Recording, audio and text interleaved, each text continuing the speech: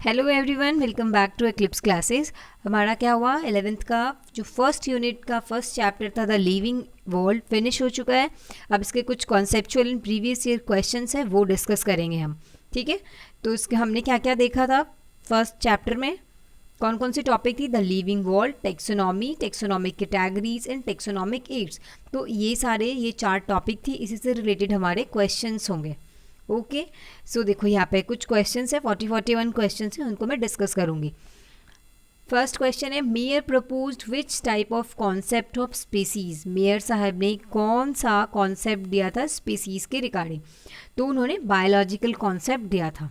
ठीक है, second question है, artificial system of classification classifies plants on the basis of. Artificial system जो आया था वो प्लांट को किस बेसिस पे क्लासीफाई किया था, तो 1 और 2 कैरेक्टर्स पे। Okay, question number 3 is, group of organisms that closely resembles each other and freely interbreed in nature constitute या। क्या पढ़ा था जब हमने, जो फ्रीली इंटरब्रीड करते हैं वो कौन होते हैं, एक ही स्पीसीज वाले। जैसे एक कम्युनिटी में ए है और ए बी है, तो ए ही हमेशा क्या करेगा, इंटरब्रीड करेगा, ए बी के साथ नहीं कर सकता है। तो यही क्या था, फ्रीली इंटरब्रीड इन नेचर। कौन थे, तो सेम स्पीसीज वाले। Question number 4 is, ICBN was first published in. ICBN कब पब्लिश्ड हुआ था पहली बार, 1961, इन 1961।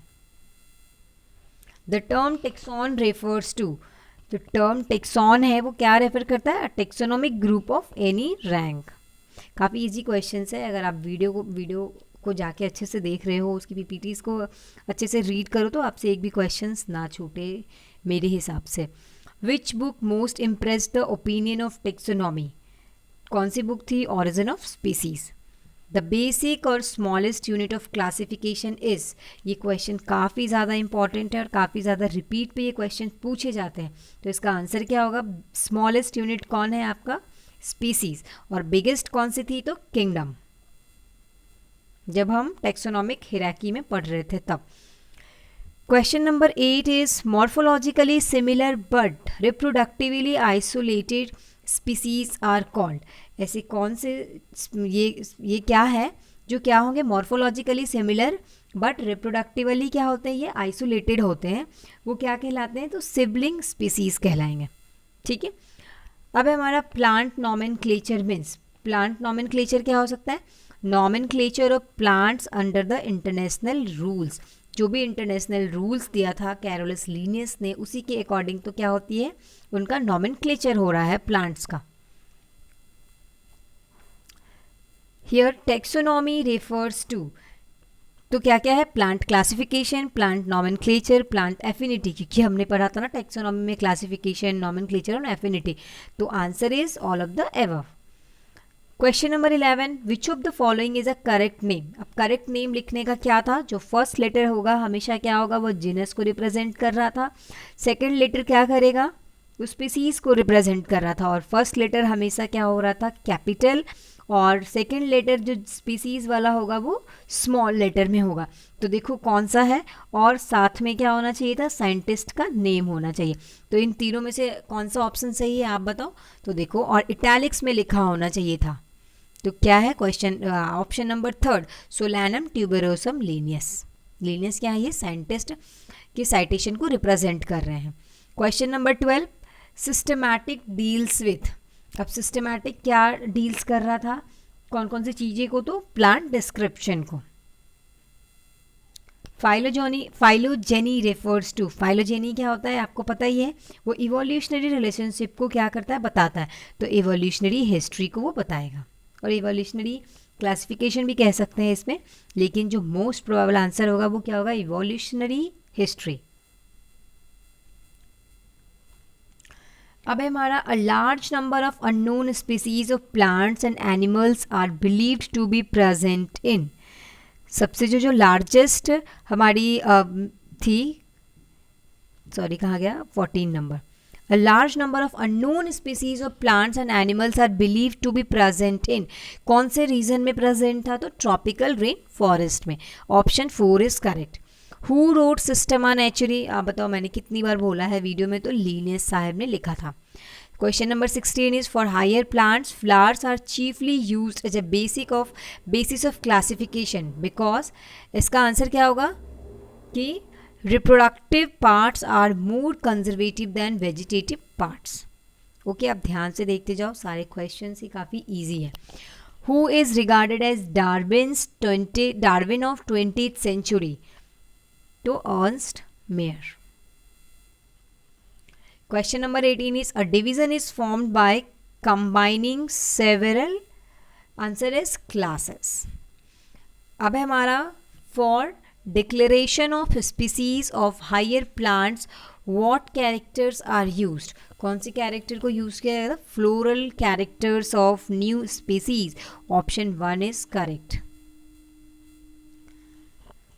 अब है कि the standard size of herbarium sheet is, हमें पता है हर्बेरियम क्या था, एक घर था जहाँ पे हम लिविंग ऑर्गेनिज्म के स्पेसिमेंट्स को क्या करते हैं, कंजर्व या प्रिजर्व करते थे, और वो जिस चीज़ पे हम प्रिजर्व करते थे प्लांट की चीज़ों को, तो वो हर्बेरियम शीट थी। तो हर्बेरियम शीट की साइज़ क्या है, 11.5 इंटू 16.5, ठीक है। ये क्या हो गई आपकी, ऐसे होती थी ना हर्बेरियम शीट। तो 20 क्वेश्चन नंबर का ऑप्शन ए इज, और option 1 is correct.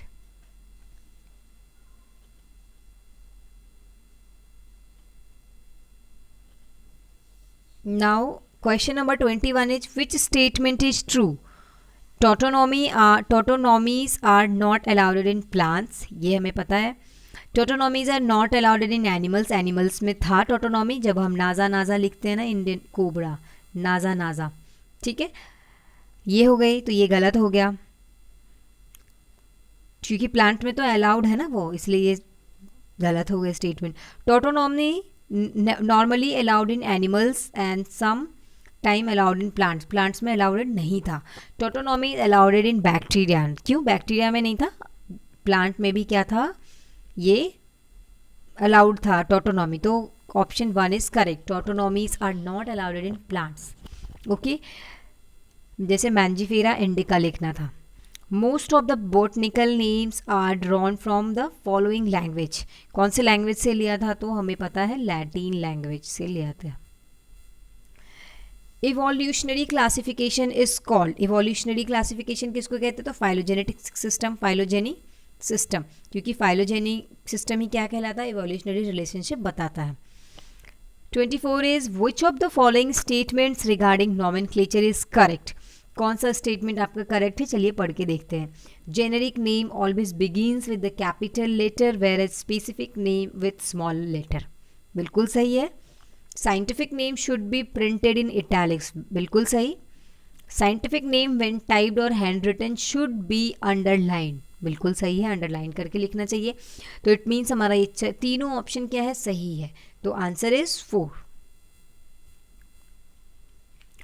Question number 25 is animals, mammals and dogs represent, animals है और आपका ये मैमल्स है और डॉग है, क्या रिप्रेजेंट करता है, तो different levels of some same taxa का डिफरेंट लेवल शो करता है, ठीक है। अब है रीड द फॉलोइंग स्टेटमेंट्स, कौन कौन से आपके स्टेटमेंट सही हैं, इनमें से कितने स्टेटमेंट सही है, ये क्वेश्चन है आपका। तो classification is a single step process, बिल्कुल गलत है, क्योंकि ये वेरियस स्टेप में था, ठीक है, हिराकी बना था, तो ये गलत हो गया आपका। Classification involves hierarchy of steps in which each step represent a rank of category, बिल्कुल सही है ये। Taxon is a unit of ecological hierarchy, taxon तो नहीं है इकोलॉजिकल हिराकी की, ठीक है, ये भी गलत हो गया, थर्ड भी। Fourth is insects represent a species, नहीं। फिफ्थ में देखते हैं क्या है, ये भी गलत हो गई आपकी। द टेक्सोनॉमिक ग्रुप और categories are distinct biological entities are not merely morphological characteristics, ठीक है, मॉर्फोलॉजिकल एग्रीगेट, सॉरी। तो how many of the above statements are correct, total 2, answer 3 is correct. As we go from species to kingdom, species to kingdom, जब हम species से kingdom पे जा रहे होते हैं, species to kingdom the number of common character क्या हो गया, डिक्रीज है। जब हम ऊपर से नीचे जा रहे थे तो नंबर ऑफ कॉमन कैरेक्टर क्या हो रहा था, डिक्रीज हो रहा था। Option 1 is correct answer. अब है विच of the following is a defining characters of living organism, कौन सा था जो डिफाइनिंग कैरेक्टर था। ग्रोथ नहीं थी, क्योंकि क्या हो रहा था, सरफेस पे भी लिविंग ऑर्गेनिज्म के ग्रोथ हो रहा था, तो ये फीचर्स है बट डिफाइनिंग कैरेक्टर्स नहीं है। एबिलिटी टू मेक साउंड ये है ही नहीं। रिप्रोडक्शन में भी देखो, रिप्रोडक्शन में नॉन लिविंग नहीं करते हैं रिप्रोडक्शन, ये हमें पता था, लेकिन कुछ लिविंग थिंग्स भी थे जो रिप्रोडक्शन नहीं कर रहे थे, इसीलिए ये एक डिफाइनिंग कैरेक्टर नहीं है लिविंग ऑर्गेनिज्म का। So answer is response to external stimuli. Consciousness जो था आपका, सेल्फ कॉन्सियसनेस, वो क्या हो गई आपकी डिफाइनिंग कैरेक्टर है। अब देखते हैं the number and types of organism present on earth make, क्या बना रहा था, तो biodiversity. Okay, biodiversity. The process by which anything is grouped into convenient categories based on some easily observable character is called, क्या हो रहा था जब हम क्लासिफिकेशन करते हैं किसी भी चीज की तब। The process 31 देखते हैं, the process in which biologists follow universally accepted principles or to provide name of any organism called, इसका आंसर क्या होगा, nomenclature। जब हम नेमिंग की बात कर रहे हैं तो क्या होगा, nomenclature। What are the essential basis of modern taxonomic studies, कौन कौन सी बेसिक थी, तो ये देखते हैं। एक्सटर्नल एंड इंटरनल स्ट्रक्चर सही है, स्ट्रक्चर ऑफ सेल भी सही है, developmental process and ecological information, so तीनों ही करेक्ट है ऑप्शन आपकी स्टेटमेंट, इसलिए आंसर क्या हो जाएगा, ऑल ऑफ द एबव। 33 में in the names Mangifera indica, Solanum tuberosum and Panthera leo, the words indica, tuberosum and leo represents, देखो इंडिका क्या है, सेकेंड वर्ड है, और ये क्या है, ट्यूबरेशम, ये भी सेकेंड वर्ड है, लियो भी, और क्या है, स्मॉल लेटर से स्टार्ट है, तो ये क्या रिप्रेजेंट करते हैं, आपकी स्पेसिफिक एपिथेट को रिप्रेजेंट कर रहे हैं। अब है why the determination of relationship become more complex in higher categories, सारा स्टेटमेंट देखते हैं। Number of common characters goes on decreasing in lower taxa, नहीं, number of common characters goes on decreasing in higher taxa, ठीक है, ये सही लग रहा है हमें। आगे देखते हैं क्या है, because classification itself is very difficult process, no, number of common characters goes on increasing in higher taxa, नहीं, बिल्कुल भी नहीं, नंबर ऑफ कॉमन कैरेक्टर्स क्या होता है, डिक्रीज होता है, so option second is correct answer.